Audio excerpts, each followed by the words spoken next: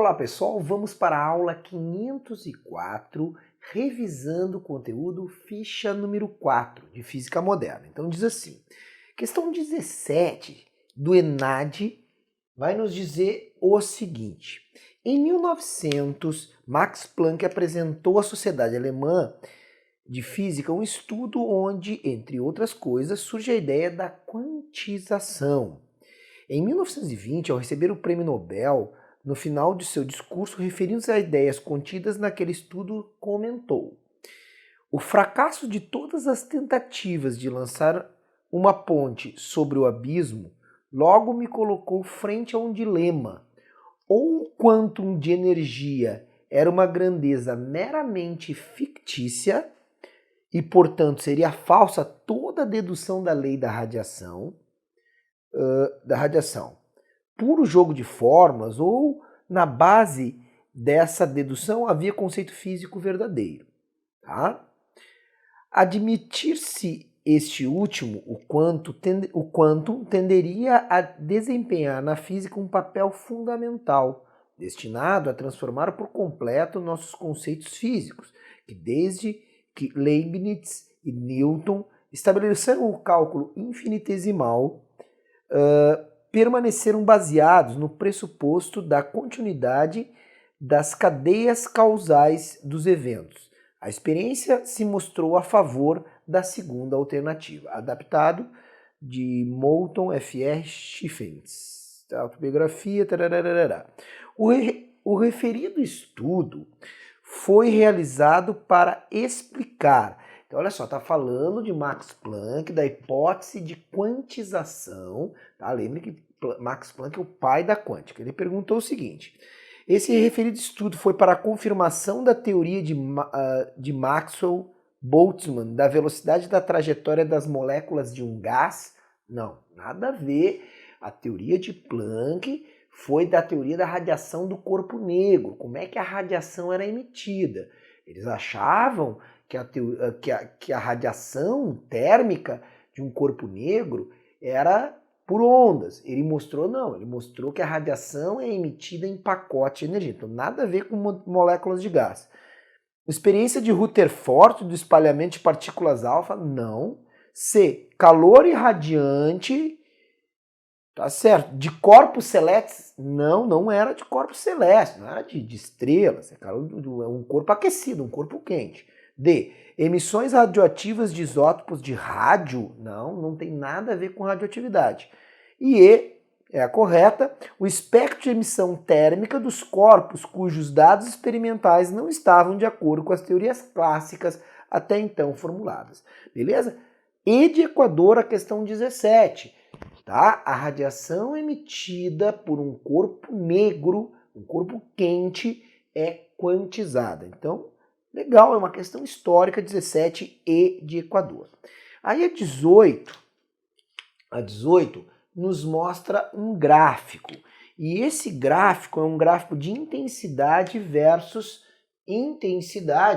versus comprimento de onda lambda. Aí ele mostra gráficos para diferentes temperaturas. Ele mostra um gráfico assim para 2300 Kelvin. Ele mostra um gráfico assim para 2800 Kelvin, mais quente, e ele mostra um gráfico para 3000 Kelvin, assim mais quente ainda. Não, na verdade isso aqui, desculpa, isso aqui vem para cá, assim, né? Vai ficando maior aquela área. Eu mostrei para vocês que a área significa a quantidade total de radiação. Então essa curva sempre vem para cá, não vem para baixo, tá? Bueno, então, diz assim, o gráfico a seguir mostra as curvas de emissão térmica de radiação para as três temperaturas. O filamento de uma lâmpada incandescente, quando em funcionamento normal, atinge uma temperatura da ordem de 2550 Kelvin, tá? Então, aqui, só para deixar claro, 3000 Kelvin. E a lâmpada em funcionamento é da ordem de 2550 Kelvin. Então eu tenho a curva para 2300, que é a vermelha, a para 2800, e olha que a temperatura da lâmpada é em funcionamento, tá? Tranquilo? Aí a pergunta é a seguinte: com o auxílio do gráfico, estime para esse filamento o seguinte: estime a frequência em hertz da radiação emitida com máxima intensidade no filamento e a energia em eletrovolts do fóton da radiação emitida com intensidade máxima do filamento, tá? Bom, ele pede então para nós a frequência com máxima intensidade no filamento, estimar, tá? Então, vamos lembrar que nós temos a lei de Wien, tá? Nós temos a lei de Wien. O que essa lei de Wien ela me mostra? Ela me mostra aqui os picos, né? Ó, o pico de intensidade. Essa intensidade aqui, tá? Essa intensidade 2300, esse pico aqui de máxima intensidade, o comprimento de onda é mais ou menos, aqui se eu olhar no gráfico, né, eu mostrei a questão para vocês, esse pico dá entre 1.000 e 1.500, 1.250, aqui está em nanômetros, tá? Para 2.800, esse pico dá em 1.000. Para 2.800, esse pico dá em 1.000, tá? Bom, o que a gente vai imaginar, pessoal, tá? Desculpa. 1.250. A gente vai imaginar que 2.500 vai ser um pico, sei lá algo entre 1.000 e 1.250, né? Então eu vou chutar aí, sei lá, 1.100 nanômetros é o comprimento de onda relativo a esse, porque eu tinha para 2.300 e para 2.800. Ele pediu para estimar. Estimar é então achar um valor aí, tá? Aproximado, tá? Então o que nós vamos fazer aqui? Nós vamos pegar, como eu tenho o comprimento de onda, 1.100 nanômetros, tá? E ele quer saber a frequência. Nós sabemos que C é igual a lambda vezes F, sendo que C é a velocidade da luz no vácuo, 3 vezes 10 na 8 metros por segundo. 1.100 nanômetros, tá? É uma estimativa. Até pode arredondar para 1.000, é uma estimativa, né? Ele quer saber mais ou menos.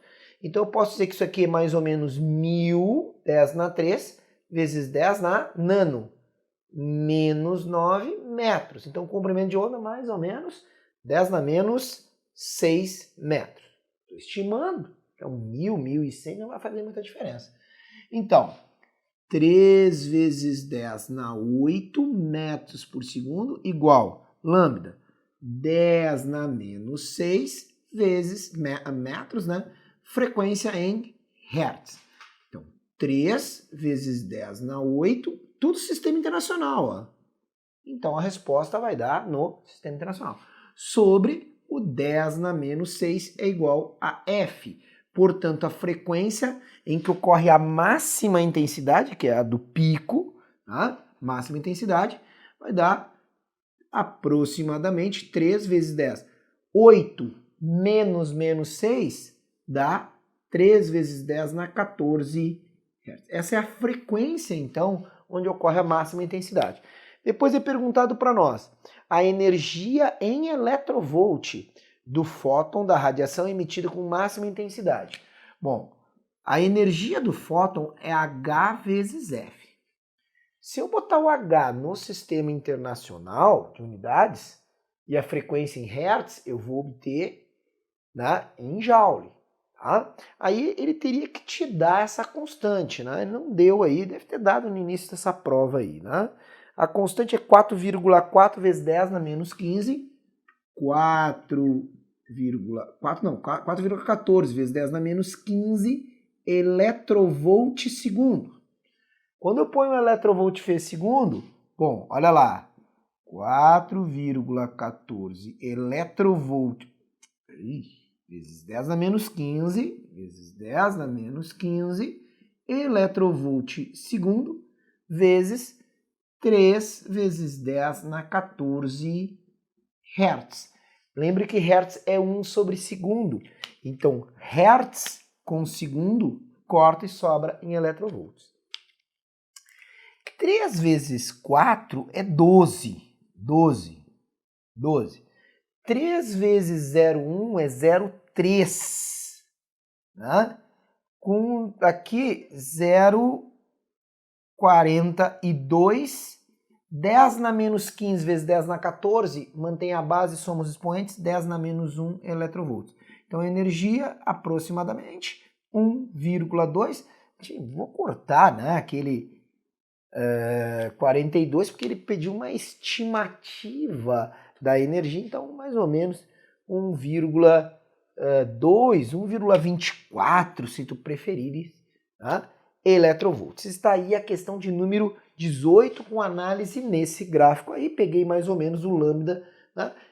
Eu tinha 2.800, botei aqui mais ou menos um aqui que seria e daria o pico entre. Se o pico desse é 1.000 e desse 1.000, estimei ali, tá? Próximo. A próxima questão diz assim. Uma fonte de radiação emite a 19. Uma radiação monocromática de comprimento de onda 310 nanômetros. Então agora, eu não precisei estimar. Me deram o comprimento de onda. 310 nanômetros. Com uma potência de 40 watts. Determine para essa fonte. Vamos lá. Questão 19. Me deram o comprimento de onda dessa fonte monocromática 310 nanômetros, ou seja, 310 vezes 10 na menos 9 metros. Beleza? Inclusive, ó, 2 vezes a vírgula para cá, 3,1 vezes 10 na menos 7 metros. Primeira pergunta. Aí me deram a potência também. Já vamos deixar a potência aqui, 40 watts. Primeira pergunta. A energia do fóton dessa radiação em eletrovolt. De novo, tem que ser dado a constante de Planck. Tu não precisa saber que é 4,14 ou 15, mais ou menos, vezes 10, ó, a mesma aqui, ó, vezes 10 na menos 15 eletrovolt vezes segundo. Tu não precisa fazer esse processo que eu fiz na outra, calcular a frequência. Não, tu pode fazer direto. Ó. A energia do fóton, além de H vezes F, é HC sobre lambda. Pode fazer direto. Tá? H, 4,14 vezes 10 na menos 15. Ó, sistema usual, não é internacional. C é 3 vezes 10 na 8. E o lambda está lá. 3,1 vezes 10 na menos 9. Pronto, achei a energia do fóton em eletrovolt. Tá?